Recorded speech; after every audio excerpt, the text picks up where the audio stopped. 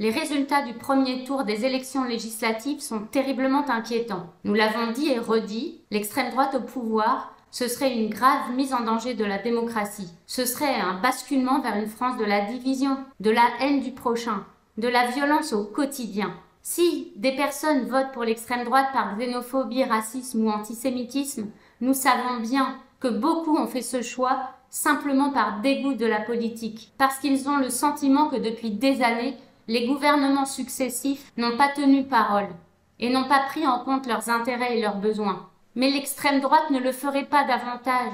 Évidemment, les étrangers seraient les premiers maltraités, mais il faut comprendre que socialement, rien dans son programme ne permettrait non plus d'améliorer la situation des Français. Les femmes et les personnes LGBTQR seraient encore plus discriminées. Les personnes perçues comme étrangères ou racisées seraient encore plus discriminées aussi et risqueraient chaque jour, tout comme les manifestants et toutes celles et ceux qui expriment une opposition à la politique du gouvernement, de subir des sanctions injustes et des actes de violence verbale, voire physique, ceux y compris de la part des forces de l'ordre.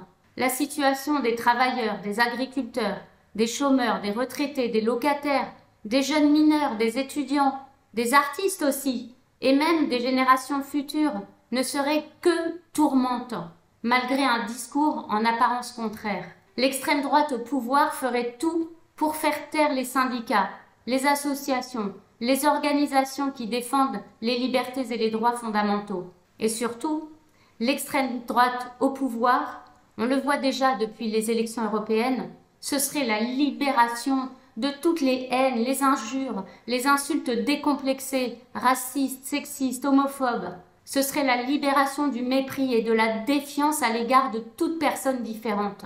Fini la France, pays des droits humains. Fini la liberté, fini l'égalité. Fini la fraternité, fini la joie. Mais ce n'est pas une fatalité. Il est encore possible d'empêcher cette catastrophe en votant massivement dimanche prochain et en votant contre les candidats de l'extrême droite. Allez, haut les cœurs!